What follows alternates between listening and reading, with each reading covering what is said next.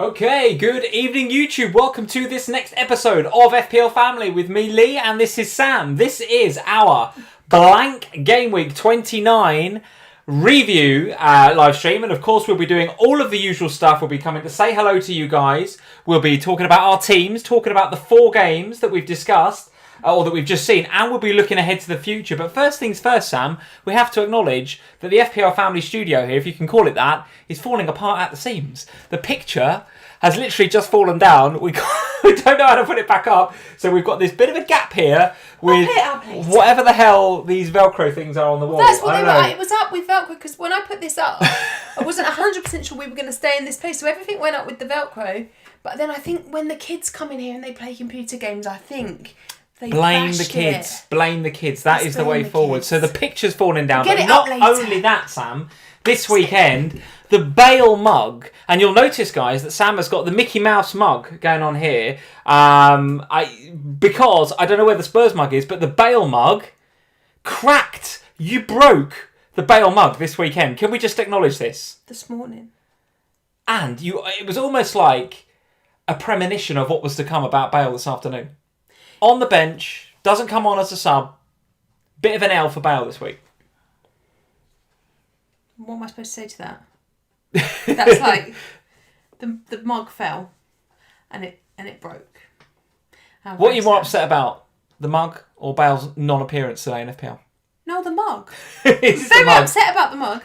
The mugs are hard to come by the way, aren't they? Well, the problem... Right, you're going to get me started now, but the problem with the mug is that the mug itself is reasonably... Well, I say reasonably priced. It's £8, so it's not cheap. It's not reasonably priced.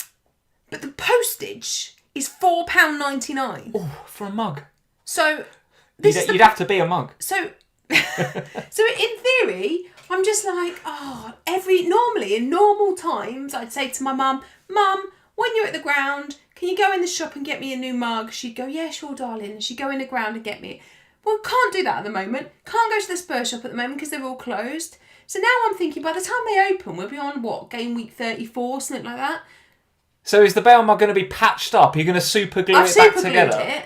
I've super glued it. Is it going to be like a pen holder or something rather than something you drink your tea out of? It's on my desk for when I'm at work now. But so the reality is... I need to wait till the end of the season. I need to wait till the shops are open and then I'll go and get it. So there we go. The Bale mug is, as for all intents and purposes, gone as a mug. The picture's fallen down. But Spurs are on the climb. Spurs are on the climb. So a well-deserved and a well-needed win today for Spurs. And of course, guys, we're going to talk about the 4 games that we've seen today, this weekend. Not a lot of FPL going on this weekend, as we know, right? As we knew. But we'll have a look at the 4 games. We'll see if we've learnt anything from those 4 games. I think, to be honest with you... learnt anything? Well, to be honest with you, I kind of came into this game week, and we said on the FPL show last Thursday, I don't think any of us really had that higher expectations of the games this weekend. However, the one game I thought might be quite entertaining was West Ham Arsenal. And I have to tell you, one of the best games I've seen this season. Thought it was a really, really good game. Arsenal came back from 3-0 down. Very good. It was an excellent game of football, wasn't it? Really good game of football. Yeah, absolutely. If there was, I kind of come into this game week thinking that, and I also thought Brighton nailed on for a clean sheet, so we'd get that. And then I thought the other 2 games would be sort of relatively uneventful. And Leeds was okay, and the Spurs game was average. But listen, we'll talk about the games in a bit more detail later on. Then we'll talk about our teams. We'll talk about overall ranks and all that good stuff. But towards the end of the live stream, I want to have a look ahead, right? We've got 2 weeks now, haven't we, effectively? Or the best part of 2 weeks to start looking at what game week 30 to 38 look like in FPL. So we've got the international break coming up for those of you that have been living under a rock and didn't realise that. 2 weeks now to have a look at your teams. And if, like us, you've been dead-ending your team and been kind of working towards 29 and having, just some players out in 29 and thinking ahead to your wild card in either game week 30 or 31, I'll give you a bit later on as to why I'm planning still my wild card in 31 and not 30. We'll talk about that a bit later on because I'm looking at my bus team for 30. Look quite good, doesn't Looks it? all right. Yeah, looks all right. Doesn't look like it needs a wild card. But then I'm looking at 31 and thinking, okay, there's some punts I want to take. There's some teams I want to have a look at. I want to have a look at Chelsea and Wolves and maybe Liverpool. So there's some players I want to bring in. So my wildcard is still planned for 31. We'll talk about that a bit later on. But I've also got the fixtures as well from game weeks 30 to 38. So we'll start to have a look at the teams that you might want to start thinking about over the international break. But before we do all of that, let's say hello to a few people. Let's get into the live chat and say hi to Bossman525. How are we doing, Bossman? 58 points. Very nice indeed. Jamie Rivera is in 66 on a wildcard. Feels like a good score, that. 66 this week. I think you'd take that. Pretty good. Yeah, I don't know what the average was, but that feels I don't know, I haven't nice. had a look at that, but 66 I think feels okay. Heavy Metal 20 is in. How are we doing? Very nice to see you. Let's see. Richard Saunders is in. James Ward is here 25, too. 25, the average. Is in. 20. That's 25 the FPL average. What's like the top 10k average? Top 1k is 50. Top 1k is 50. Okay, so anywhere sort of 40s and 50s is pretty good. The actual FPL average is going to be way down. 25, right? yeah. Be way down because you're going to have all these dead teams that have not planned for a blank game week. It's going to be way down, no doubt about it. Azzy is in tonight as well. Hey, Azzy, how are we doing? One of the 30k who captained, he says Bossard, but I think he means Trossard, 28-pointer. Well, it was a bit of boss. Loving that, Azzy. That is an absolute shout. And we have to give a shout out not just to Azzy, but also to our friend Az from FPL Scout, who also captain Trossard, which was a shout, by the way. I mean, that is honestly really nice. That was a. I love it. I love the rogueness of it. I love the fact that he's just gone, do you know what? I back my team. Yeah. Like his actual football club as well. Like I love the fact that he's gone, I'm all in on this. I'm absolutely cool with it. I'm all in. I took a bit of a punt this week as well. More on that a bit later on, and it sort of paid off. So anyone that's wanting to take a bit of a punt on someone like Trossard against let's face it, a really desperately inept Newcastle team. I mean, desperately inept. I know they're missing games and they're missing players right now, but these guys are proper bad at the minute. Ben Reed is here. How are we doing, Ben? Nathan Joblin is in. Hey, Nathan, how are we doing? I think he had a bit of a bad day today, Nathan, but it could have been worse because he was desperately hoping for some players to blank. Yes, I think he was up in the sort of 7-8 sort of position yesterday, close of play yesterday. Yeah. So the rank was looking really good. I think he had Veltman and Rafinha, but then I don't think today went quite his way. So Nathan, hang in there, mate. We're rooting for you. Up into single digits this weekend. He had a road captain as well, absolutely didn't he? Who did Nathan captain? He was Rafinha, right? Yeah. Rafinha, yeah, absolutely. Liam is in also from our Patreon. Hey, Liam, very nice to see you. Evening, Liam Sammy says, disappointing weekend with football and FPL. So yes, don't think Bristol City did well either this weekend. No. So thoughts and prayers there, Liam. Let's see. Ray Braith is here. Sonny Forsberg is here. Teddy Usher. And a whole host of you guys. So guys, thank you for joining us. Oh, B's here as well. We should say B. Hey, B, how are we doing?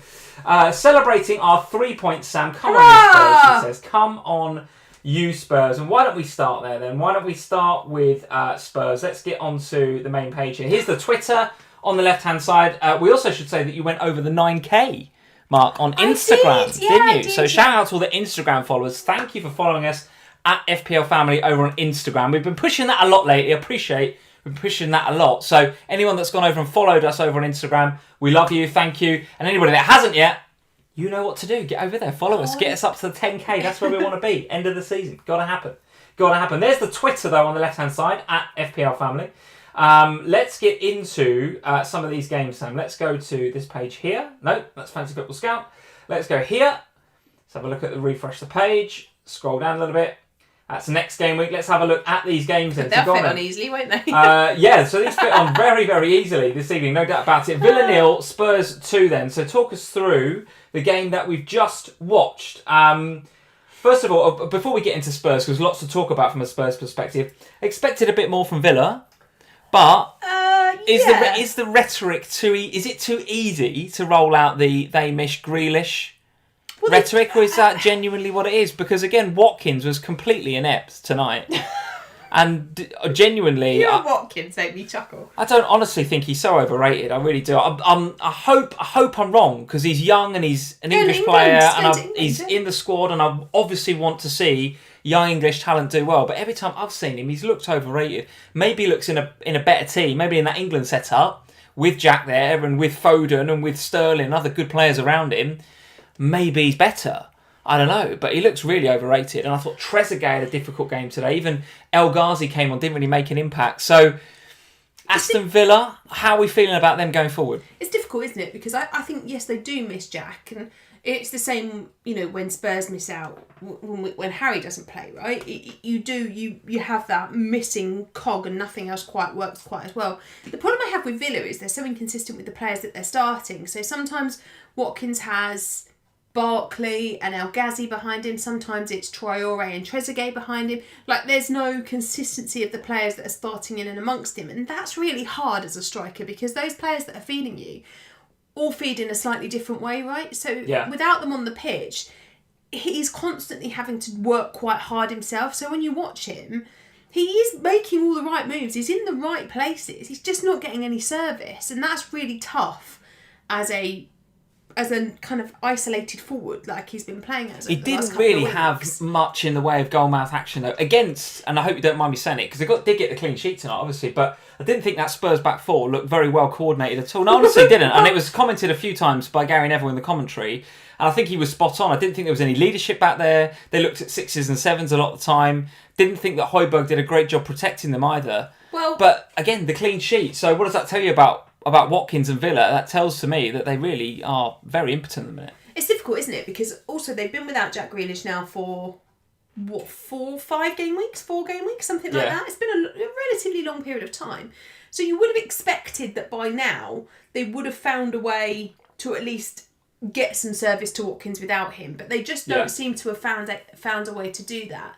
I thought there were some players out there that had decent games. I thought that actually it was more the defenders that were having some decent opportunities from attack on set pieces, because Spurs did look a bit sixes and sevens quite a lot of the time when it came to set pieces.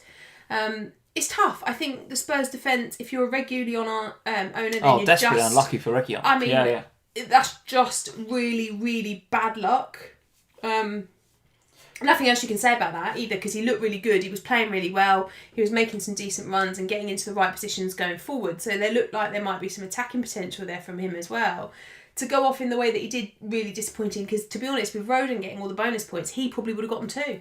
I think you could be right. So Aston Villa's upcoming fixtures, it's Fulham at home, then it's Liverpool and Manchester City before a nice fixture at home to West Brom. But of course, that is a derby. I mean, you would expect Grealish to be back by the time that the international break is over. You'd think so, but going into Gameweek 31, you'd be putting your team together, wouldn't you? Or you and I will be certainly putting our wildcard teams together, and you'd be looking at Villa going, well, Liverpool away this week, City next week.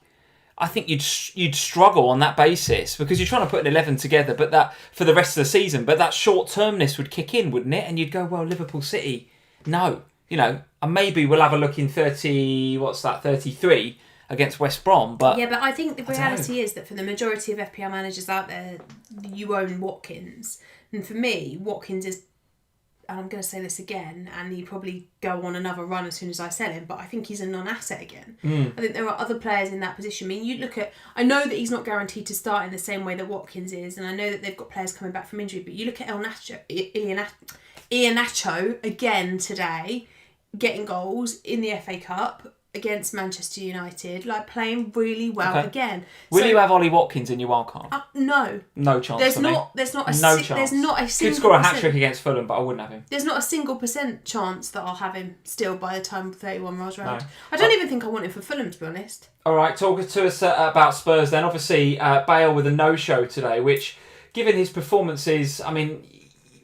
Here's my take on it, and you'll obviously not agree with this in any way whatsoever, but against the Burnleys and the Palace, where you don't need to track back and you're all out attack, we just want to score goals, you can afford to have a luxury player like Bale in there, and he is no doubt 24 carat attacking quality. But the guy doesn't track, he doesn't defend, he doesn't work for the team, he doesn't press. He is a luxury player. So, okay, you come up against a tricky tie, like Zagreb away, completely anonymous. You come up against other teams, like the Fulham game a few weeks ago, anonymous. And I don't think Jose trusts him. And in a game at Aston Villa, where you've got to get up and down all the time, he preferred to put Tanganga there and put a working midfielder in front of him. Yeah. So how are we feeling about Bale going forward? Well, I don't think he put Tanganga in instead of Bale. He put the No, he didn't. But you could see what he was trying to do, Jose. He was like, right, I'm fed up with being exposed to like this down these wings. He was fed up with having Aurier and Doherty. Yeah. I nearly swore then, but, being absolutely awful at the back. Do you not think part of the reason those two guys, though, are awful is because they're awful. I agree. I don't think they're good defenders either. I think going forward, I think they offer something. But do you not think that they are incredibly exposed by not having that double up with anybody on that side? Well, probably, but the reality is that they have been incredibly exposed all season, and Bale has not played all season. Okay. So they are awful. They are awful going forward. They are awful defending. They are basically just awful. And what I will say about Gareth Bale is that you've got Newcastle up next. Now, there's a game where you can afford to be luxury. Bale will start and he'll probably do pretty well. I think he didn't play Bale today, not necessarily through any fault of Bale's, because I didn't think it was his. It's not his responsibility that we lost in Zagreb, is the reality. Some of the players that got dropped today, you could see that he's done it because he blamed them. And to be honest, I blamed them as well. But Bale, I don't think he is accountable for what happened in Zagreb. But I do think that he is, the reason he doesn't show today is because it doesn't fit in the way that we're trying to play against Villa. Yeah. We went to be more tight at the back and play forward when we could. I thought Lucas Moura was absolutely phenomenal. He was fantastic today, Moura, yeah. Very absolutely good. Phenomenal. And I think what we would have seen, had we not gone 2-0 up, we probably would have seen Bale come on. He probably would have brought him on because Villa were tired, and he probably would have brought him on for those fresh legs to kind of see the game out. But the reality is we were 2-0 up. He brought on Sissoko instead to shore things up. But I think you're right. I suspect that against Newcastle, we'll see Bale start because that's the sort of game that he will just go, off you go. Off you go. Yeah, run free. Yeah, I agree with you. I thought Moore was fantastic today. Fantastic. And of all of the players on that pitch, he put in the most in terms of leg work and a shift. And I noticed he got the free bonus points. Nice to see as well. Nice to see the player that you watch and you think, yeah, you've had a really good game. I think Gary Neville gave him man of the match. You think, yes, you deserve the 3 points, the 3 bonus points there. A player who, obviously, famously, I didn't bring in this week, Harry Kane. I know a lot of you have captained him. So here's an opinion that is going to go down not very well on this live stream or in the FPL community whatsoever. But I'm sorry, that is not a penalty. Well, listen. It's a horrendous decision. But as I said to you when it was live, if that was Salah, you'd be going, why have you not gone down? So I tell you the reaction. If that's Salah or Bruno or Zaha, it's not a penalty. It's not given, and then they are vilified for 2 weeks about diving. Here's how that played out, and I've watched it back a couple of times on the replay. Kane loses control of the ball. Yeah. It's going out of play. Yeah. Matty Cash is already on the floor because he's trying to stop the block. Now, he shouldn't be on the floor. That's the point. So he shouldn't have committed. He should be just holding Kane up. But Kane's lost control of it. Yeah. And Matty Cash is... There's like a good foot between them. There's a space between them. So if Cash carries on sliding, he slides off the pitch and he doesn't touch Harry Kane. But what Kane does is realises he's lost control of the ball, puts his leg in the way of Cash sliding. There's the contact and it's a penalty. Kane also goes down and screams because you can hear it, and then he's rolling around holding his shin. Now, I'm sorry, if that is another player, if that is a Salah, or if that is a Bruno, or if that is a Jesus, or if that is somebody else, not the England captain, that is not a penalty. It's not a penalty. And you're not bitter here at all, I'm massively bitter because... that's the difference for me between a 20k green arrow and a 40k red arrow this week. Is Kane going down like he's been shot? The thing is, and it's Martin Atkinson who cannot wait to give the penalty. All right. But never a penalty. No, all right. Never. But you spend all of your time, when we watch football matches together.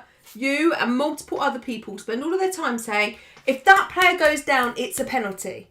Go down. If you feel some contact, go down. But the thing is, he has created the contact. There is no contact unless he creates it. Sure, but the player's very, very cute. But the player's on the floor. He's put himself in a position to give away a penalty. I think if that penalty is against you, you are fuming. If there's any Villa fans listening, and if you're in the chat or if you're in the... Remember, we've had that, I've hit Eric Dyer on the back of the hand. Facing the wrong way penalties against us. That was far worse. I'm not saying that that's right either. All I'm saying is that the guys on the ground, if you go to ground in the box, there is always a chance that you give away a penalty. It's a risk you take. Now, by the way, for the record, I agree with you. I don't think it's a penalty. However, if you're on the ground, there's a chance the ref gives it. And today the refs decided it's a penalty. It is horrendous. And I'll take it. What would you call it? I don't even know. It's S-housery of the highest order from Harry Kane to win a penalty. It's clever. It's really, really clever. It's really, really unsporting. But listen, it is what it is. Of course I'm salty as a non-owner, and everyone listening to this video will absolutely have captained Harry Kane, so I'll get absolute pelters for this, I'm sure. But it is a shocker. Your captain didn't exactly go badly. Well, that's because I thought that Brighton would get the clean sheet, and I've called that game correctly. Yeah. I thought Harry Kane and Spurs would have a difficult game today. Actually, you played better than I thought, to be honest with you. But I thought Kane would be quiet, and he was. I didn't think he'd get much opportunity in the game. I was correct. And he's bought a penalty. And the one to blame is Matty Cash, because Matty Cash should not be on the floor sliding along on his backside. But what I'm saying is that your captain, bar the bonus point, scored exactly the same. Yeah. So there isn't any real need for this real annoyance. The reason you're annoyed is because you don't own Harry Kane. This is an FPL live stream. Of course I'm annoyed because I don't have Harry Kane, and everybody else, 80% of the game, has captained in this week. So for me, that's the difference between gaining 20k in places in a difficult to navigate game week and losing 40k places. So yeah, I'm a bit annoyed about it because obviously I think he's bought the penalty. It's just my opinion. No one else will think that because everyone else has captained him. But that's my opinion. He's absolutely bought it. But it is smart from Kane. And if he does that over the summer and wins us the Euros, I will be happy as Larry. I said that too, didn't I? Right, let's get on to a game which was way more entertaining. West Ham 3, Aston Villa 3. West Ham 3, Arsenal 3. Talk to me about Jesse Lingard. Absolutely on fuego right now. Superb. I bought Jesse Lingard in this week. Yeah. On a 1 week. Jesse, in you come in for 1 week because the West Ham fixtures, we'll see it later, and they're mixed. And I was a bit like, do you know what? I don't want 3 West Ham going forward. I'm quite happy to hold Creswell going forward because he's been phenomenal, although not thanks today, Aaron. Yeah. Could have been better. But I thought Jesse Lingard, great record against Arsenal. He's one that I really seriously thought about captaining in it. It was only the fact Kane was my other choice that obviously meant I went Kane. But I thought he was absolutely unbelievable again today. Great. Really particularly good. In the first half. He was everywhere. Doesn't he make the others tick as well, right? Yeah, everything good that was going on in that West Ham side today. So answer me this. Why? Because he hasn't been for years. And all of a sudden he gets this new lease of life at West Ham. But doesn't that often happen? They go I don't know what it's all about. Sometimes I do think that a player that's been at a club where it's clearly not working.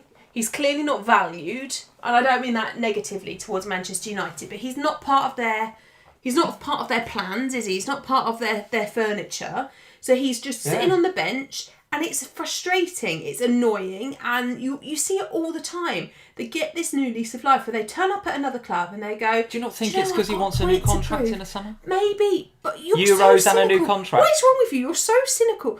What have you seen from Jesse Lingard in the last 4 years that makes you suggest he's interested in anything other than money? Nothing. However, what I have seen in the last 6 game weeks is a player that wants to play football, is enjoying his football again, is playing incredibly well, and maybe it's always about money, isn't it? At the end of the day, they're footballers, but maybe it's also about the fact that he wants to play football, and maybe doing this gives him a move away.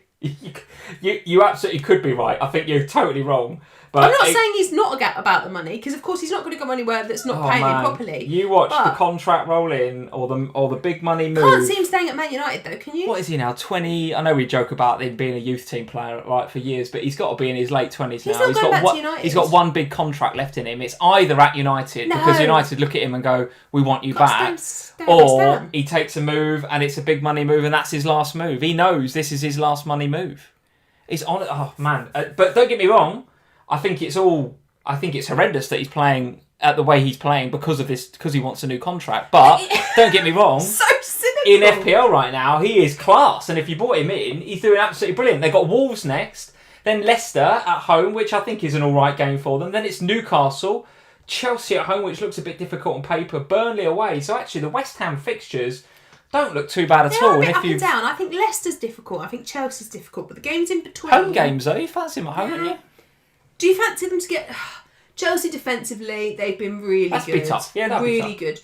good. Leicester defensively have been a lot better. Like they were good today against Manchester. I know it was a cup game, but they wanted to win it. There was a proper team out. They played well. I think there's some tough games in there, but I really like the look of Lingard. I think he's added a whole new dimension to West Ham. And I know that Antonio played well today, and I know that as an Antonio owner, you were incredibly frustrated by him today. But I think Lingard is a far better pick than Antonio. And if you have to choose between the two of them, I'd be going Lingard all day long. Would you? I don't think it's as clear cut as that. I think I would tend to agree with you. I think I would go Jesse Lingard over Antonio right now, but it's closer than that. I think it's closer than that. I mean, Antonio on another day, if it weren't for Souček nabbing his goal off of him, he would have had a goal and an assist. Played really well. I think there's space for both of them in FPL, don't you? Maybe. I don't know. I think for me, I don't know how invested you want to be in West Ham, because I also think that Cresswell, I know he didn't get a lot today, but I do think that over the course of the rest of the season, his set piece potential is so great, and particularly against sides like Newcastle and Wolves, particularly if Wolves don't have Patricia, and we haven't really had any word on that yet. No. If they're without him, then we could have a situation where, Cresswell's set piece threat is absolutely humongous, and I think I'd want to own him. So to own Lingard and Antonio feels just a little bit West Ham heavy. All right, okay. Super chat from Aaron Chen. Hey, Aaron, thank you for the super chat. As a United fan, Lingard is definitely playing in the form of his life, and he probably is playing to prove a point to Ollie that he deserves to play. But does he want to go back? You don't look like a player that wants to go back to United to me. I don't know. He looks like a player... How old is he? He looks like a player that wants a new contract. He's in his late 20s, isn't he? Anyway, forget all that. Forget my opinion on it. This is an FPL family show. In FPL, he's good between now and the rest of the season, and I think you'd want him, whatever his motivations. If your motivations are FPL points, have a look at Jesse Lingard. And the fact that West Ham are going to be they're in the hunt for Europe. They are in. So they are one of the teams that you should be looking at. Agree. For investment for FPL till the end of the season. Agree. And Jesse Lingard should be at the top of that list. Unfortunately for Craig Dawson owners today, 2 own goals and 2. Right. Difficult. Difficult for Dawson owners. Yes, it is difficult for Dawson owners, but that's 2 own goals in 2 weeks. What is he doing? Tough, what is he doing? It's so tough. If you bought Craig Dawson in 2 or 3 weeks ago, because he's scoring goals and he's getting forward from set pieces, and he's got back-to-back home, that is so hard for Dawson owners to take in. It's really unlucky, but oh my gosh. What else do we want to say about Arsenal then in this game? Because it's a good game. Genuinely, I did enjoy this game. Oh, don't have anything else fall off the wall. Just broke this. Oh God, don't break anything else. I have. Podcast listeners, the studio is well and truly falling apart today. Talk to me about Arsenal though. 3-3, good game. Not for the first 30 minutes, but after that they turned up, didn't they? I thought Saka was absolutely brilliant. Yeah, it's good. Good game. I thought he had a really good game for somebody that was supposed to be injured. I thought he was really good. Right, yeah. I thought Chambers... Yeah, that's a good point, yeah. I mean, I know he's young, right? And he heals quickly, but... I mean, there's healing quickly and there's that. That's crazy. And I thought I thought Chambers was fantastic as well. I thought that those two had a really good game. I thought defensively they were a little bit iffy. I mean, to be honest, the second one you can't say anything about that. They just weren't ready. And actually, Brighton fans should be really blimmin' annoyed that goal stood and theirs didn't a few weeks ago. That's the dunk free kick, yeah. The whole, are you ready from that free kick? Yeah, it's a good point, that. Good point. I mean, the dunk owners will want their points from the other week back. Yeah, I mean, Lingard owners will say, well, quick thinking from Jesse, and it was, no doubt about it. And Arsenal, as soon as that whistle blows, they switch off. And they shouldn't do that. It's a schoolboy error, really, to switch off. But you might feel a bit hard done by if you're an Arsenal fan. So I think defensively, Arsenal is still a big no for me. The defenders are... Okay. I know that good fixtures coming up, though. I know that Tierney has real potential upside to his game, but I just don't trust them. They've always got a stupid mistake in them, and it would annoy me. I think they cost quite a lot, the Arsenal defenders, in terms of budgets. There's always just a silly mistake in them. Going forward, I think they look better. I thought Lacazette had a good game as well today. I thought Aubameyang was pretty pointless. Sorry to bring that up. It's obviously I brought him in this week, and that was disappointing to see him shoved out to the left. Now he did come more central after that half an hour, and they did look better. And I don't understand why they don't put him where he's most dangerous. But I don't know whether, again, I'm questioning a lot of players' attitudes here tonight, but there's another part of me that thinks when he's shoved out left, is he as emotionally into the game as when he's central? When he's central, he's like, right, I'm the main man, give me the ball, bang, I'm going to do this. Maybe. But when he's left, I don't know. Either way, I'm not going to go into my 31 wildcard looking at Aubameyang. I think Saka's better value. But also, I'd like your thoughts on Ødegaard, because if you look at some of his underlying stats today, wasn't, crazy in the FPL points as we might have thought from a performance like that today. But goodness me, he's making them tick. What a find they've got here. Yes, but... What's the but? He's great. But the but is only from an FPL point of view. It isn't, fine. It isn't Okay, from a football okay. point of view, because I think he's been fantastic for the last couple of games. I thought he was great in the North London derby as well. Yes. So, from a football point of view, I totally agree with everything you've just said. But I do somewhat worry that he's not an FPL asset. Because although he got FPL... it's frustrating if you bought him in. Yeah, because although he got the FPL points in the London derby, that was a blimmin' lucky goal. It was a massive deflection off Toby. It wasn't like a... it wasn't like a really well-taken goal. Sure. The keeper's saving it if it doesn't get deflected. So I fear that Ødegaard is one of those players that you're going to watch week in, week out, think, you are really good, you're really talented, you're making the Arsenal side look a whole lot better than they are, and you'll feel really annoyed that he never really returns you any FPL points. I think you'll get more points. Having said that, the goal was deflected, but that was 2-2 for him at the time. And today I think we can sit here and I think genuinely you can say he was unlucky not to get points today. Yeah, I don't know. He's pretty cheap as well, isn't he? Yeah, I think Saka's a better pick if you're going for Arsenal. I think so. The big question for me is, because now you have Aubameyang, they've got Liverpool next. Now, what are you doing with him? Because for me, he would be getting straight back out the door the way he played today.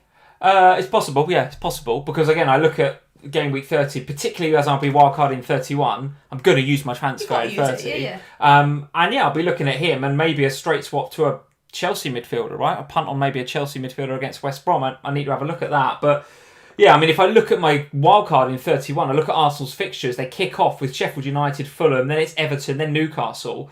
So, okay, Everton and Fulham, tricky, but both at home. Sheffield United and Newcastle, 2 of the next 4. I'm going to want some Arsenal in my wildcard. I'm pretty sure. I think you want Aubameyang. It's not Aubameyang at this moment in time. No, unless he can prove to me against, even if I take him out, if he then has a great game against us, maybe. But right now, I could have for 6 or 7 million less, I can have Smith Rowe, Ødegaard or Saka. All 3 of those I prefer right now. And he does play him out wide a lot. And when he's out wide, he's just not as good. Yeah. I think it would still be Saka for me, just about. It would be for me. But I have got my eye on Ødegaard because I know he's getting in those areas. He's looking good. He should have had points today. Definitely could have had points. Callum Chambers as well. Good game for Callum Chambers. Played well. In place of Bellerin. Had a good game, must admit. And Lacazette, again, not one I don't think that I'm considering on my wild card. He's too tough, isn't he? Because he doesn't always start. And that's It's a difficult one. It's a difficult one, no doubt. But I do think I'm going to want some Arsenal in my wildcard in 31, no doubt about it. Game of the weekend, that was for me. I really, really enjoyed that game. It was a quality football match. Let's go from, we might as well go from back to front. Brighton 3, Newcastle 0. So a game that I think, I must admit, I didn't for any minute think that Brighton were not going to win this game. I didn't think it'd be quite so comprehensive. I thought it might be tighter. Yeah, I did. I thought there was a chance this game ended 0-0 because Brighton hadn't been scoring a lot of goals and Newcastle were awful. But because Brighton haven't been scoring a lot of goals, I thought, there's potentially it's 0-0 or Brighton win it 1-0. I did not see Brighton winning it 3-0. No, I didn't either. But the way that Newcastle kind of emotionally collapsed a little bit, particularly in that second half, is worrying for Toon fans, isn't it? They were awful. If you're a Newcastle fan listening to this now, let us know in the comments, let us know in the live chat how you're feeling about your side. Because I'll be honest with you, it's not there. The fight isn't there, and they are absolutely 100% in a relegation scrap, and there doesn't seem to be even the desire to want to get out of it. That's my worry for them. And the issue that I have with them is that Fulham are the opposite. They have absolutely They've improved desire to massively. get out of it. They've gone the opposite way, whereas Newcastle, and I know that Newcastle have been incredibly unlucky. The COVID situation hit them really badly, not just at the time, but the long-term effects of that were really, really damaging for them with losing Lascelles for so long.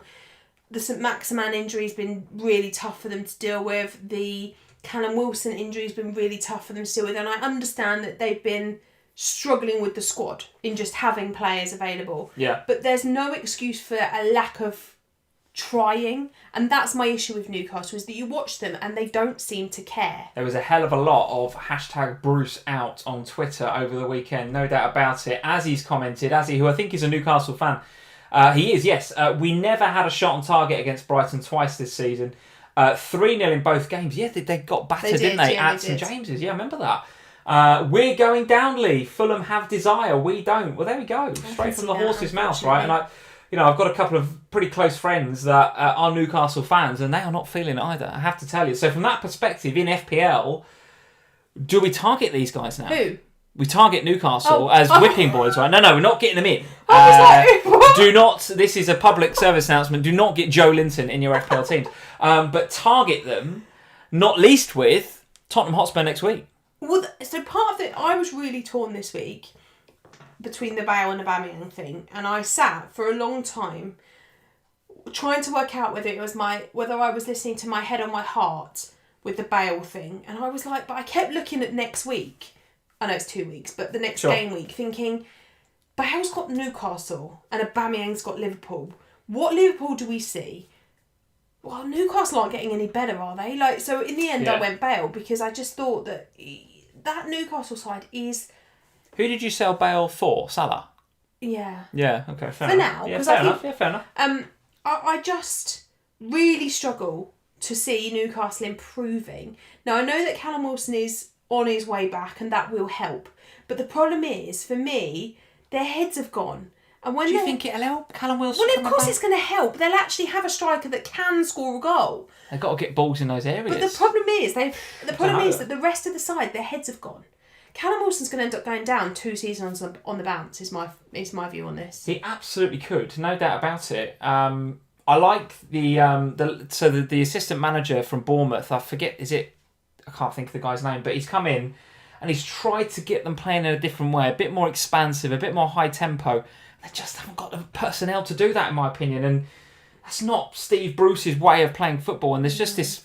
I think they thought it was going to work and be a new Newcastle, and it just ain't working at the minute. It's not going to be until they've got a new manager. No, it's not. Super chat from Gaurav. Thank you, Gaurav, for the super chat. Bale and Stones to KDB and Rudiger. Oh goodness me, there's a lot going on here. So Bale and Stones to KDB or Rudiger. When? Now?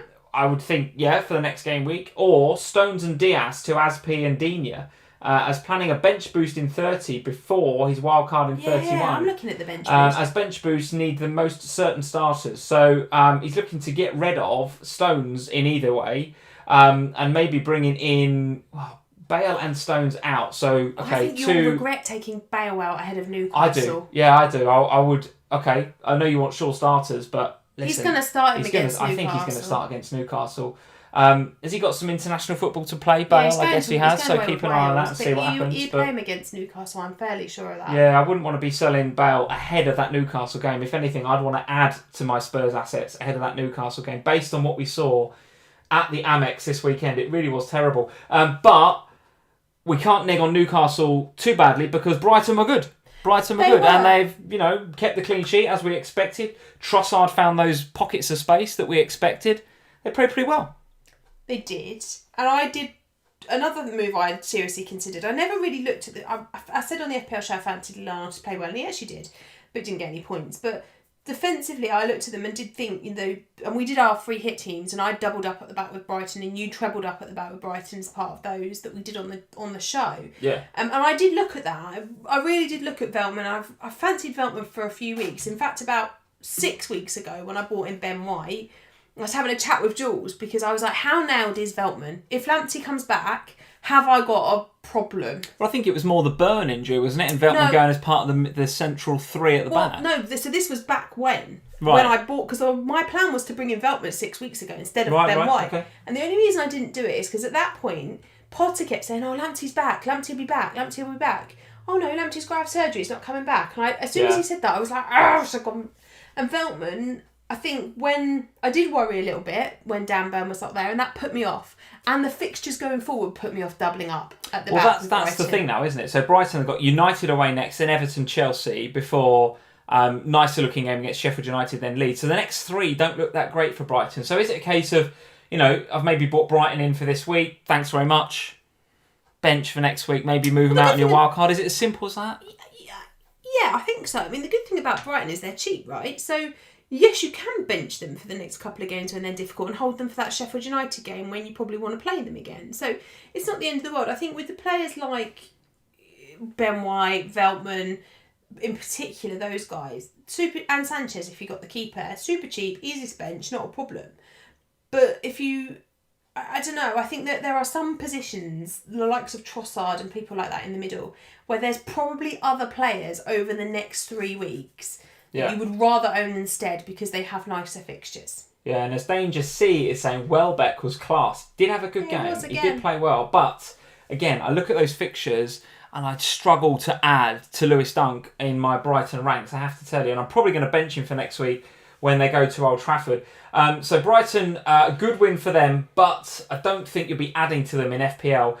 Fulham 1, Leeds 2. So a good performance by Leeds this, and actually a pretty good game. Just shows you what Leeds can do when they play on a decent pitch. I noticed Mark and Az were talking about this in Black Box during the week, and I have to say, I do agree. I think the Ellen Road pitch is really hampering Leeds. No. What? We gave them that pitch. Spurs gave them that pitch? What are you talking about? Their pitch died. Right. So they needed a new pitch. This is a true story. Yeah, of course. Well, I'm not making it up. Right, you gave them a pitch. We sold it to them. And so they came to us and they keep the receipt. No, it's they're not having a refund. They came to us and they said, we've got a problem with our pitch. Basically, it was unplayable. Can we please buy your spare pitch? And we were like, well, it's not ready. It's still being... Because we grow extra pitches for White Hart Lane at the training ground. So we were like, well, it's not fully grown and it's not ready. But if you want if you're desperate, here's a pitch. So they bought it. And they've put it on their Allen Road. I didn't know and it's not ready. So Leeds basically done. So they bought a pitch off of Spurs eBay. Daniel Levy is an absolute shyster. How does he get away with this, Daniel Levy? No, but I mean... I'll tell you this pitch. Great pitch it is. Great pitch. Very green. They knew it wasn't ready. They knew it wasn't fully grown. But they bought it from us anyway. Bossman 525, Daniel Levy does it again. He's absolutely mugged them off, Leeds United. The pitch at Ellen Road is shocking. And players like Rafinha, I'm telling you, I like that, by the way. David Manuel, quite a sales pitch. Quite a sales day.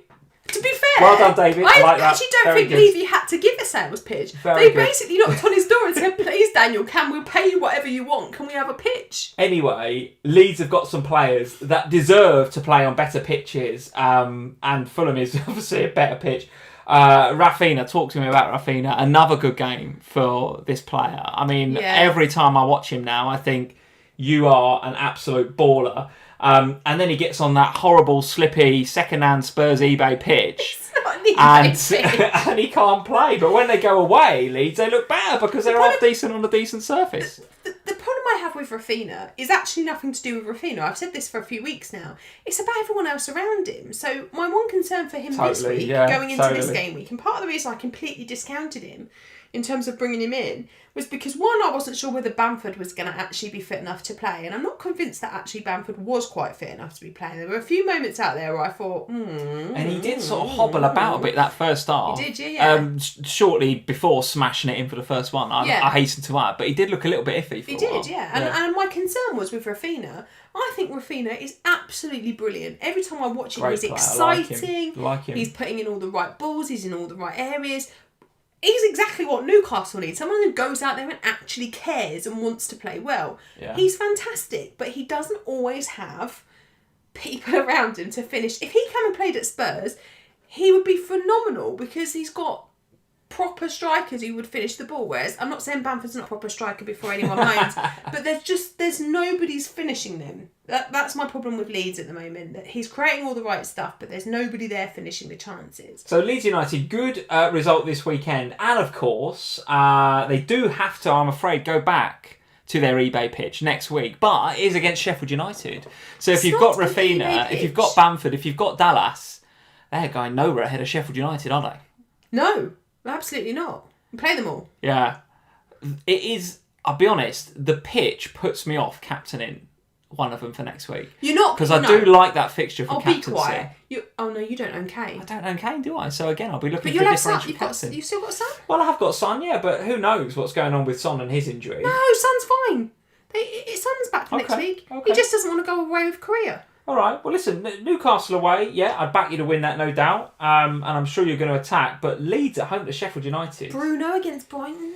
Bruno against Brighton. There's some good captaincy options next week. Kane is not a nailed-on tell you captain, I what, suggest. He's a very good option. It's going to be a spread, unlike this week, where it was quite heavy on one player. It's going to be a spread of armbands next week. It'll make it quite interesting. Yeah, Scott Schrager. Hey, Scott. He is saying, OG. what Leeds players to carry through on a wildcard? Whichever ones you've got, mate, I would suggest. Are you thinking of adding to your 2 ahead of Sheffield United? Because I will add, after Sheffield United, it's City away, then Liverpool and United back-to-back. So is it a case of, and again, we've spoken a lot on these live streams about fixture swings for certain clubs.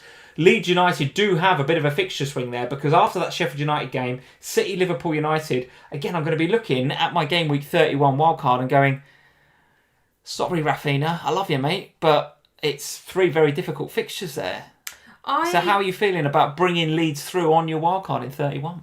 I don't know. No. Is it a sell them all, but maybe temporarily to bring them back in later? Maybe. But for next week, to answer the original question, I think because I'm planning to wildcard 431, and because in an ideal world I would like to bench boost in Game Week 30, because that will change the structure of the wildcard, because it means I don't need lots of good players. I can really heavily invest in a first team with some on the bench. I am thinking about going on a rogue keeper transfer next week. Oof, go on then. Getting rid of McCarthy because it's McCarthy. Because McCarthy, yeah. And having Meslier as a bench boost keeper. Okay, all right, yeah, very good. Because Sheffield United, they're not keeping a clean sheet. I would have thought Leeds will keep a clean sheet in that game, yeah. I would have thought so. So I think that makes a lot of sense. But I think you only bring in a Leeds player ahead of Game Week 30 if you're wildcarding in 31. Yeah, okay. Jamie Rivera is in. He says, get rid of Dallas, but not Rafinha. Keep Rafinha. Okay, interesting. All right, well, listen, let us know in the comments below. Let us know your thoughts on Leeds from Game Week 31 onwards. I think you're all keeping for Game Week 30. I don't think there's any question you're going to sell them ahead of Sheffield United, but who knows what the fate of your Leeds assets might be from Game Week 31. So those are the games, Sam. Those are the games. Let's talk about our teams for this week before we get into a bit about the future and what we might start to think about over this international break. A quick shout out to Ashir May, who is our current March Manager of the Month for our Manager of the Month March competition. Obviously, these scores do not include the game week that was just finished, Game Week 29. So I'm going to total up everybody's scores. I'll put them in my magic spreadsheet, and I will be letting the Patreon supporters know on Patreon and on our Slack who is the Manager of the Month for March. We do also have an upcoming video, so we're speaking to Jeff Willis, the February Manager of the Month. We'll be talking to Jeff actually, where are we? Tomorrow night. We'll be talking to him tomorrow, so look out for that video on the channel coming up over the next week or so. But good luck to Ashir, Victor and Keith. If either of you guys or any of you guys are in the live chat, say hello. Want to know how your game week went, because if any of you 3 had a good game week, there is a pretty good chance that you are the March Manager of the Month winner. But look out for that, Patreon supporters, over on our Slack and over on Patreon as to who is our winner for March. And of course, guys, if you want to go support us over on patreon.com/FPL Family, if you'd like to get involved with our monthly competitions,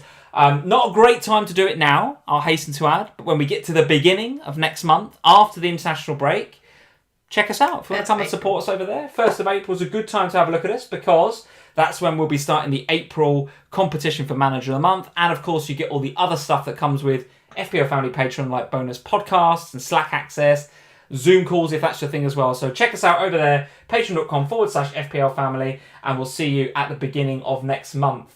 Right, Sam, let's get into our teams for the game week. So here is how I ended up, 45 points.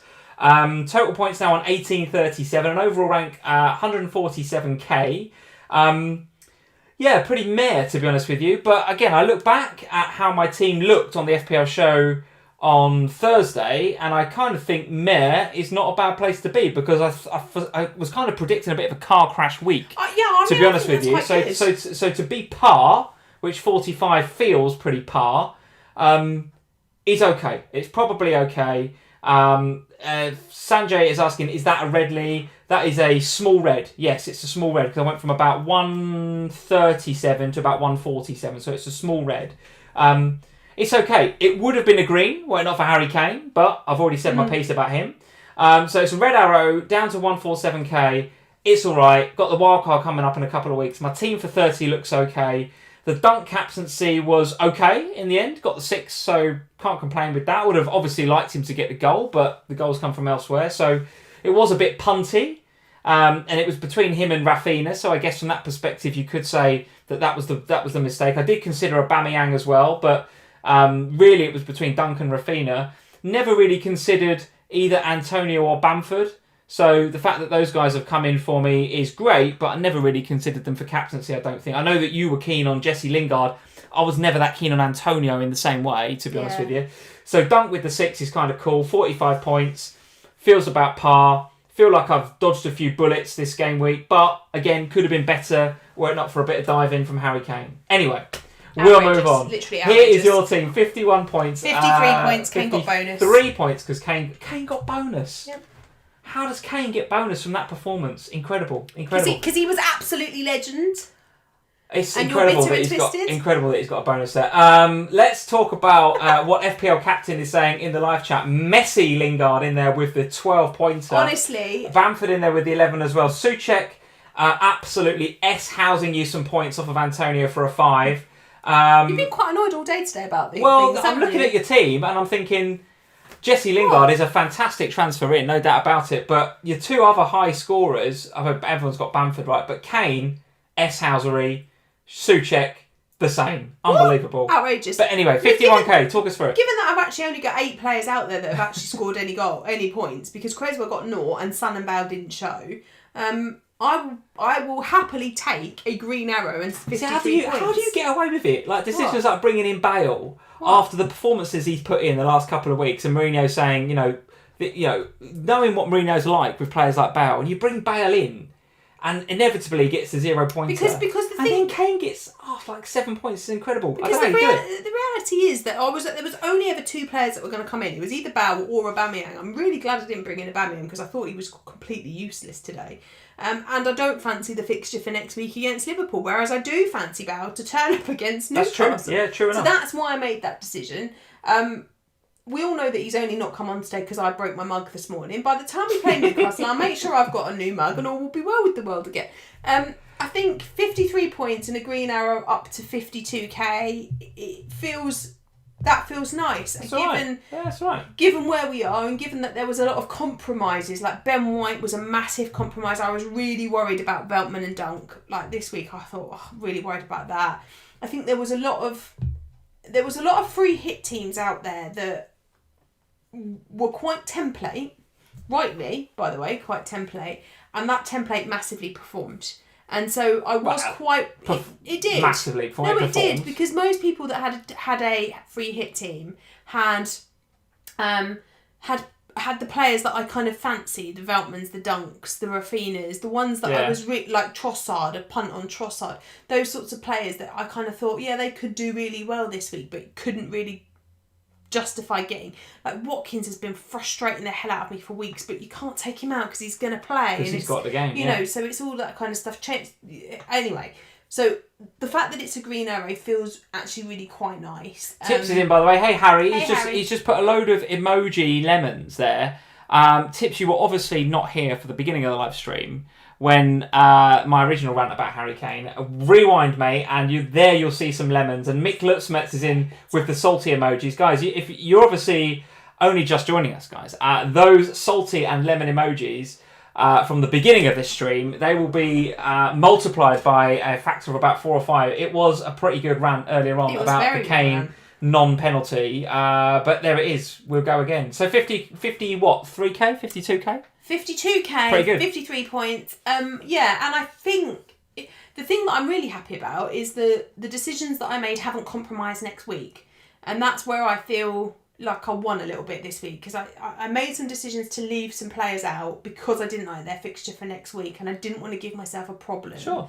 So, yes, I made some compromises and didn't bring in some players I fancied on that basis.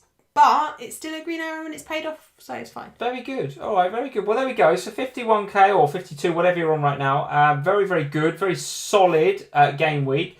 Let's have a look, Sam, at... So here's some... So I've put together a bit of a very early thoughts, wildcard team for Gameweek 31. Now, this is Kane in there. This is a stupid thing to do, guys, because not only have we got 2 weeks of internationals to go where anything can happen. I can't wait to see And this. I don't know if you remember the last international break, but it was like everyone was picking up COVID, people picking up injuries. It was a car crash by the time we got back for the Premier League. So I'm surprised they were letting them fly all over Europe. That's a whole other podcast, isn't it? But what I've done is put together a team in terms of my very early thinking for my Gameweek 31 wildcards. It's not my 30 team, this is 31.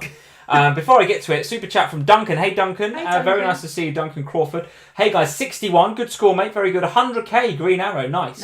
Thank you very much.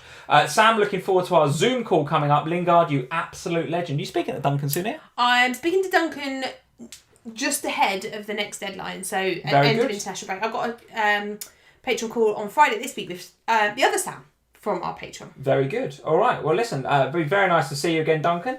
Let's have a look at these are the fixtures. So if you have, if you go to Fantasy Football Scout, if you're not a member at Fantasy Football Scout yet, then certainly would encourage you to go check them out. Links are in the description below, etc. If you want to go and check out being a member over on Fantasy Football Scout. One of the things that I use endlessly all the time is the fixture difficulty rating, is the fixture ticker. I think it's better than the Premier League's one. Shouldn't say that out loud, but I like the Scout one better because you can sort it by difficulty according to either attacking or defensive or whatever. Delete weeks. You can delete weeks, you can move stuff around, and you can move teams and compare just 2 teams. And of course, all of this fixture difficulty rating is subjective. So you might look at that and say, well, actually, Arsenal at home to Liverpool in 30, I don't see that as a salmony red colour. I think that's an easier fixture for Arsenal. Well, then you have the opportunity and the ability to change that difficulty according to how you feel, not necessarily how Fantasy Football Scout website feels, right? But nevertheless, the guys on Scout do know what they're talking about because you're one of them. And I don't do this. You don't do that, to be fair. But what they do is they kind of come up with this fixture ticker and you can sort it by difficulty. It's great. I love it.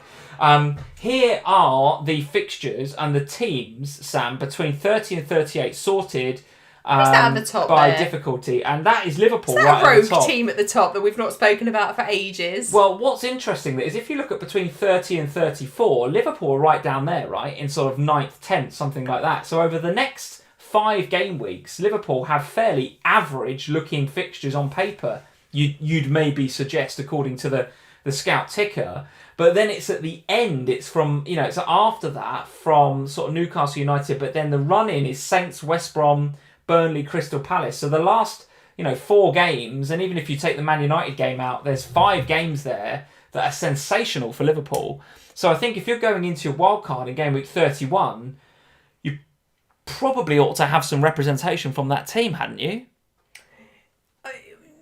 Yeah, I was just pondering, I was just looking where you are in the league. Way down. No, not that far down. 56. So what, you're...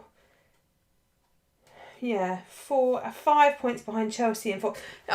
In my head, I was just kind of thinking, by the time the fixtures change, we'll know where you are in terms of the Champions League. Yeah. Because, obviously, tough draw in the Champions League. You would think that now that is Klopp's priority for this season is to win the Champions League, and therefore you've got to beat Real Madrid and then Chelsea potentially if they make it through their tie. That's right, sure. Right? But over the international break, next couple of weeks, what Liverpool assets will you potentially be paying attention to and looking at? Only really Jota. Well, okay. I think the reality is, yes, they sit pretty at the top of the ticker, but as you've said, the next couple of weeks are tough. They've been so off it. They've been so off their game, apart from in Europe where they do look better. And I worry that Klopp might look at the league and think, we cannot get Champions League anymore through our league position. 5 points is a lot to make up at this point of the season. Okay.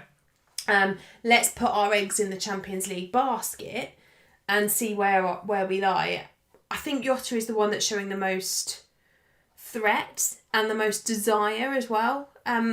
It seems weird to sit here and not talk about Salah because Salah, but he's too much money for what he's given at the moment. Okay, where else are you looking then? So again, looking at that between 30 and 38, a lot of teams there that perhaps we haven't paid too much attention to this season, like Wolves, dare I say, like Arsenal. I mean, we've been paying a bit more attention to them recently, but maybe if you go back into the season, we haven't looked at them for a long period, I'd suggest. Which of the teams kind of stand out as teams that you'd want to look at for your 31 wildcard, because you want to climb the ranks? Where are the differentials going to come from? Is there anybody at Wolves, for example, that sort of catches your eye? Last time you asked me about Wolves, I mentioned Fabio Silva and you went mental. Oh yeah, that's a terrible pick. What about like Neto or somebody like that? Is he catching your eye? But maybe. I think that there's... Is Connor Cody's newfound attacking mentality from corners going to convince you to bring him in for this run? Could do. Depends on what's happening with Patricio, I think, defensively with Wolves. If Patricio's okay and he's going to be available, then... I mean, those fixtures are insane, aren't they? I mean, the West Ham game in 30 is a tough game. Now, it's at Molineux, but it's still a tough game. But from 31, Fulham, Sheffield United, Burnley, West Brom. Again, if you look at the short-term fixture list, they are absolutely up there. But equally, those teams are the teams that need to get results. So that worries me somewhat because, you're talking about teams that are in the bottom. Fulham away, that's difficult, isn't it, actually? Yeah. So, yes, on paper, Fulham away, yeah, great. But the reality is, Fulham away, as Spurs have found out recently, that is really, really hard. That is a hard game. Fulham will go at it. They are... Do I think the Wolves will get a clean sheet? No, I'm not convinced that they will.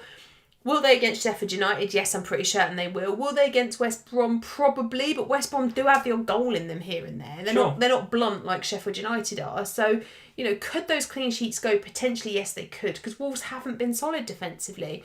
But could they score goals in those games? Yes, they absolutely could. So I think from a Wolves perspective, you'd look at the attackers. Yeah. But the reality is there isn't that obvious attacker because they don't have Jimenez at the moment. But it is difficult to know where to go. Maybe. It is difficult to know where to go with Wolves, I have to say.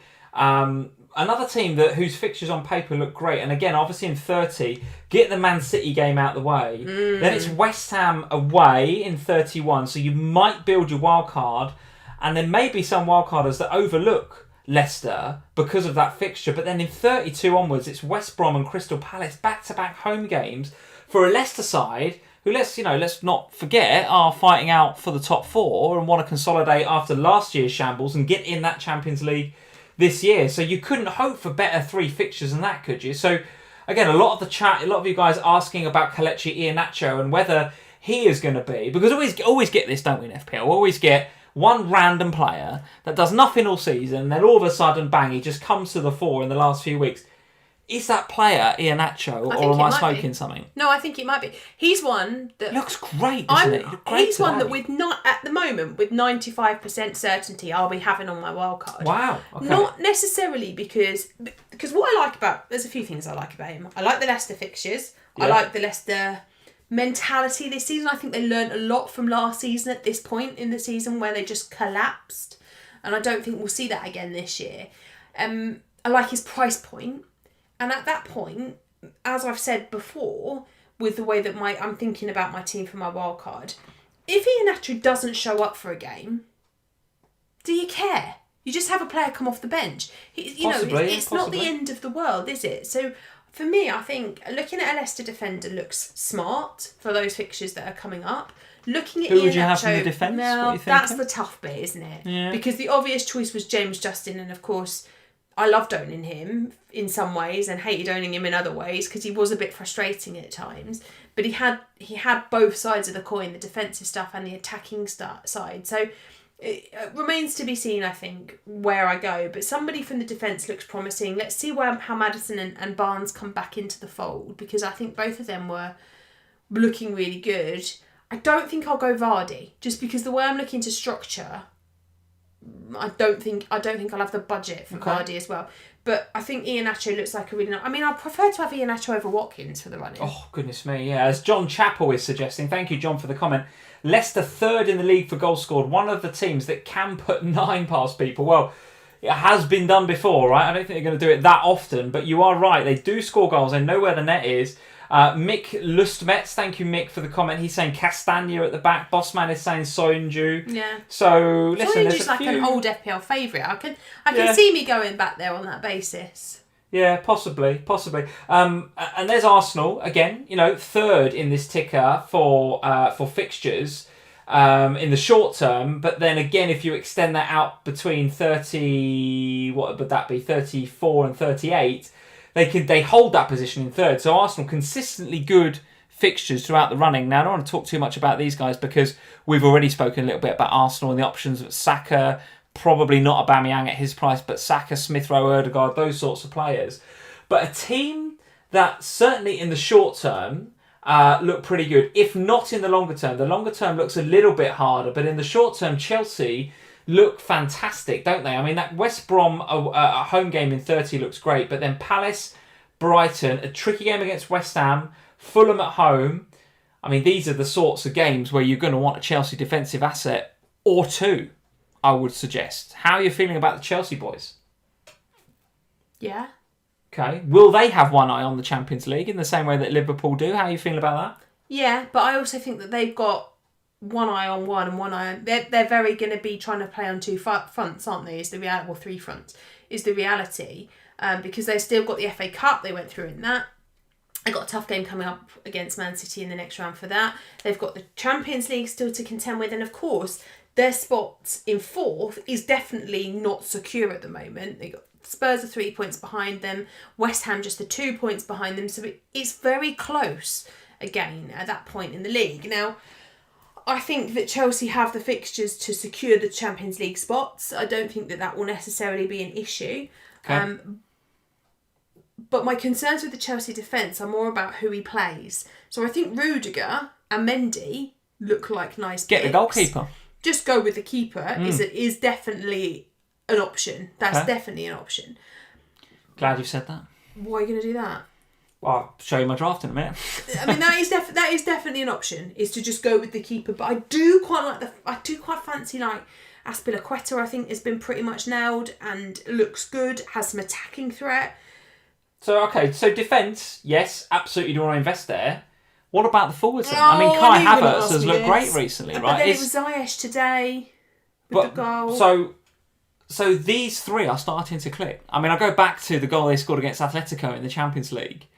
I mean, that was Kai Havertz picking it up on the edge of his own box, setting Werner free to square it to Ziyech. I mean, is he starting to get a tune out of these players? Maybe he is, but I don't trust them.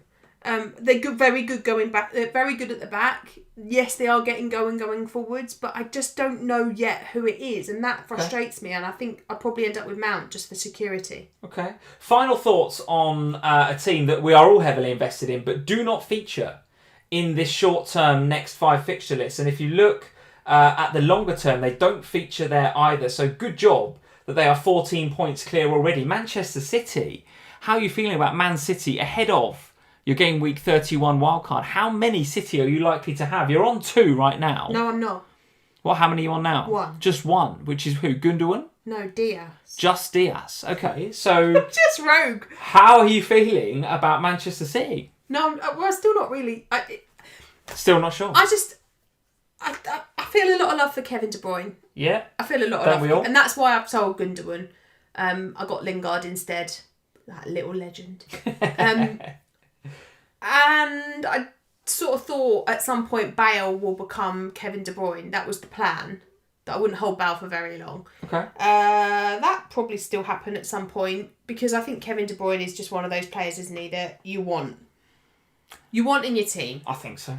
The problem I have with the rest of the Man City players is that they all get blooming rotated all the time, and they've got the League Cup, the FA Cup, the Champions League, and the actual league.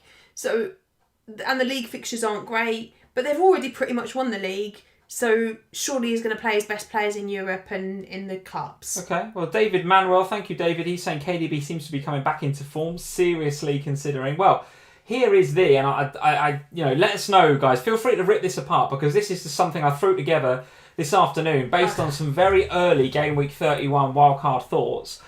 You'll see Sanchez and Mendy at the back there. So I think shaped figure at the top. Well, yeah, and that was before I realised he was a massive cheating diver. So I'll probably take him out now. You won't take him out. But I've got Mendy and Rudiger there for the double Chelsea, the double Chelsea defence, which again we've discussed is looking like a good option. I still think Man City have shown us enough over the course of the season to warrant investing in at least one of their defenders. Is that Diaz? So I've got Diaz in there. Yeah, I mean, that could be anybody, right? It could be Cancelo. He's the most safe. Could be Stones, but it feels pretty safe to go with Diaz. I think I still want to be invested in the league's best defence in some way. I think that doesn't make sense not to, right? Yeah. Creswell would come in because, again, if you look at the fixtures, the West Ham fixtures do look pretty good. Now, West Ham will also have something to fight for, right? There's a very good chance they're going to get some European football next season. I'm not convinced they're going to go top 4, but could they get in a Europa League spot? Yes, they could, which would be a massive success for that football club and for David Moyes. At the beginning of the season, do you remember? Absolutely right. When we all laughed when Moyes wasn't there and they did a lot better. Totally right. So Creswell, a bit of a no-brainer, I think, between now and the end of the season. He's the way that he pops up with the odd assist every now and again, he just takes so many set pieces and free kicks that even if West Ham concede the goal, which is not happening a lot at the minute, despite the 3 they scored today, the 3 they conceded today, Creswell still pops up and gets those assists, so he looks great. I really like him. Dallas I would keep. Would you? At the moment, he's keeping. I don't know. I mean, listen, the next fixture... No Leicester defender there. There isn't, and again, it's just early thoughts, Sam. This was before, I put this together this afternoon, it's before Iheanacho went off on a crazy one as well. So Iheanacho's been going off on a crazy one for weeks. Yeah, but he's done it again today. So in my midfield, I would go Jota over Salah right now. Is that Luke Shaw? Is that the other defender? Luke Shaw in there. Yeah, I think, again, I mean, crazy good form, Luke Shaw, for a number of weeks now, actually. Looked really, really good. Actually, they missed him today, I think. I think they really missed him. Alex Telles is... Well, they missed a lot of players, but certainly Luke Shaw was one that they really looked like they missed him. Right now, my current thinking would be Jota over Salah. Of course, that could change based on what we see over the next couple of weeks. My Arsenal midfielder of choice would be Saka. It would be Saka right now. Again, could change. I thought you were going to say Aubameyang. Bruno would stay. Rafinha currently would stay as well, although that might change. I would bring in Kevin De Bruyne as well. Yeah. Kane gets a slot. Antonio gets my West Ham slot. Interesting that you've got no Son there. Yeah. Right now, yeah.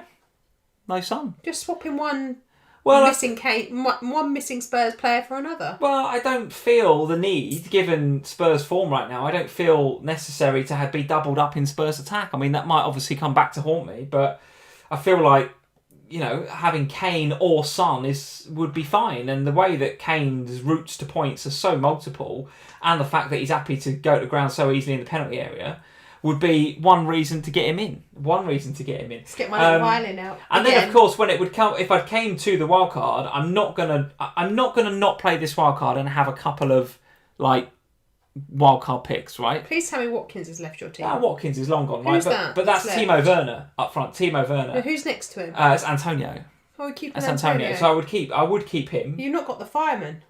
Who's that? Lingard. Well, yeah, it'd be one of those two, right? But again, I look at my midfield and I think, well, could I find space for Lingard in there? Yeah, maybe. But actually up front, maybe Antonio is easier to fit in. I don't know. This is just something I threw together, Sam. It's just very early Gameweek 31 thoughts. A lot of football has got to be played between now and Gameweek 31. But I do fancy investing in that Chelsea attack. I do fancy that. And given we're at a point in the season where, I mean, look at that team that you can put together. And that's got money in the bank as well, right? I was going to say, is there money in the bank? So there's money in the bank. I think a fair amount of money in the bank as well. Maybe a million or so. That's the story of this season. Certainly the second half of this season is we have got a squad here. We've been working with FPL squads, haven't we? Not with what we usually do in FPL year after year, which is 11 and then a couple of 4.0s and a Kilman and a Mitchell and all that. Those days are gone. We're talking about 15 now. So actually, what does that tell me? That tells me my wildcard in 31, I think I can afford to have a Werner. I think I can afford to have a Jota or somebody like that, or a couple of punts, because if they don't play for whatever reason, I've got the bench. The bench is there to cover it. I've got 3 very strong bench options that could come in and take the place of Timo Werner if he doesn't play. I don't know. Just some thoughts. What are you thinking? Bjorn Peterson is saying, I'm missing Wolves defenders. You think I'm missing Wolves defenders? No, well, it depends on Patricio. I think if Patricio's okay, then potentially. I think there's a Leicester-shaped problem there. I think not having any Leicester will hurt you. Yeah, he's probably right. I think I'd swap Dallas for a Leicester defender. I think that would be my choice. I think I think personally that Son will have a really good end to the season, and I think owning Son and Kane will be a wise thing to do. But I can see the issue when you look at your midfield, because the reality is that you've got a nice midfield there. I think, yeah, I mean, it is a nice team. I'm not sure I trust Werner of all of them. I think, but again, it takes you back into the midfield again if you're looking at Havertz or Mount or Pulisic or Ziyech or Ziyech or whatever his name is. So it is hard, because I think there are a number of midfielders at the moment that are looking really, really good, and fitting them all in is physically impossible. You can't. So you have to kind of make some decisions, and I think Diaz and KDB for me will be the two City options that I think look really good. That was always the plan, was to lose Gundogan now, on the basis that when the wildcard happens, probably not Gameweek 30, straight back in for KDB, because Bale has Newcastle and KDB has Leicester. One of the things you also have to consider, and I think Mark Watts is in the live chat saying this, right? So if you're going to double up on Kane and Son, and you're going to have Diaz and De Bruyne, don't forget that 33 is going to be here pretty soon. Yes. So you have to consider that as well. Yeah, that is a real consideration for me, is that with wildcarding at the moment, I'll lose Bale as part of my wildcard, and I'll have Son and Kane, and at the moment I've got Diaz. So if I then bring in KDB as part of that wildcard in 31, I then have a problem in 33, because equally, I won't have any Southampton, so that's fine. But I am looking at Fulham, thinking they're a team I would like to target, because they look like they've got the momentum to get out of trouble. And there's some decent cheap options at the back, well, everywhere actually, across the Fulham side. I really like Anderson, have for a few weeks. I like the keeper. I like Lookman. I think he's got some scope for doing well. So you look across the Fulham side and think there's good investment potential there. They don't play in 33. They don't play in 33. So it's tough, because you have to, basically what you've got to ensure is that you get, if you've still got your 3 hit, then 33 looks nice if you're wildcarding in 31. But I think for me, I'm probably going to try and play through till game week 33 with just one City player. Okay, all right. And as Gaurav is saying, you need to also consider the double game week. Is there a double game week in 35 as well? There also is potential with Spurs. Everton maybe playing that. Now Spurs have gone out of Europe, there's potential for a Spurs double game week in 32. Okay. As well. Well, listen, lots to be discussed, guys, and there's a lot of great comments in the live chat, so thank you for that. And again, if you're watching the replay, get in the comments below. Let us know what you think of this team. I'm very happy for it to be ripped apart. And of course, we've got at least 3, maybe 3 and a bit weeks until injured anyway, these decisions have to be made. But these are my early thoughts. Going for a Jota over Salah, going for a Saka over an Aubameyang.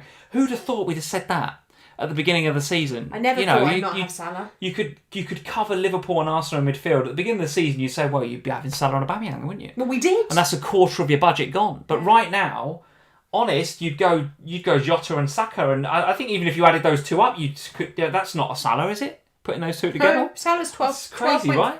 12.4. It's crazy, and I always look at my team. I think, who are the premiums? And right now, I think Bruno. We had a bit of a chat on I think it's a Twitter question on the FPL show on Thursday, wasn't there? Could you sell Bruno? I just think you've got to keep him. De Bruyne, for one, that I think great for the run in. I think he's going to be a bit protected potentially around the Champions League, but listen, he's on form. I really, really like him. Harry Kane, just because of who he is and the season that he's having.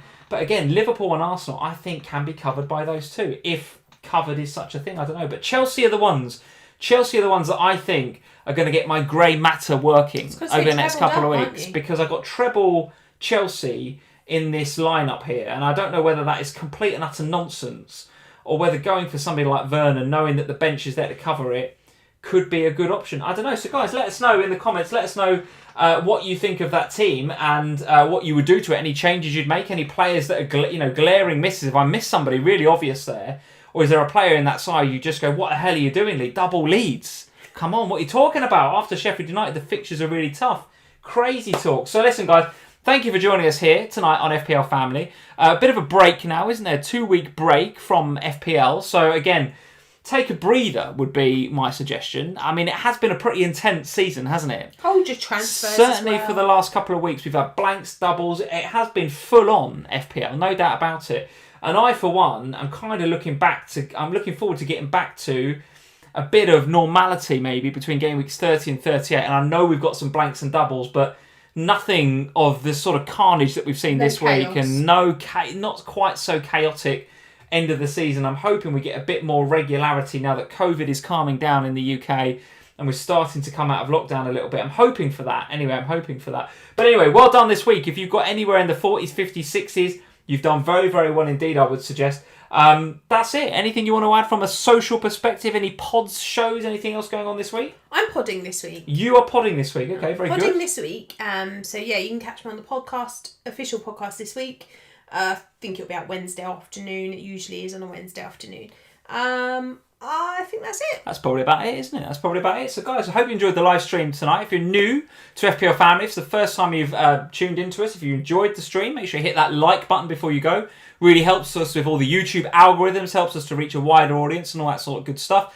And hit the subscribe button if you haven't already, and the little notify bell so that you know when we're live next. 9-point-something K on Instagram, so if you can get us up to 10K before the end of the season on Instagram, that would be much appreciated as well. So at FPL Family over on the old Instagram. That's it. See you this time next week. Are we going to do one next week? Oh, probably. Probably, just to see how, to be honest, see how things are going in the international break. We can't cope if we don't. Let's just reality. See. We'll be back next week, I'm sure of it. To discuss what? Oh, we have things Everyone to will be talk enjoying about. the break, I'd imagine. Nah, we'll start. There'll be all tinkering being done. There'll be wildcards. I know we're not playing ours, but there'll definitely be tinkering. You can give us your thoughts on whether actually you're keeping 2 leads. Well, as Mahmood is saying, thank you for the super chat. Weird to have no Prem for 2 weeks. Great stream. Thanks, Mahmood. It will be weird. Enjoy the break, I would suggest, and we'll see you this time next week for another FPL Family. Cheers, guys. Bye, guys.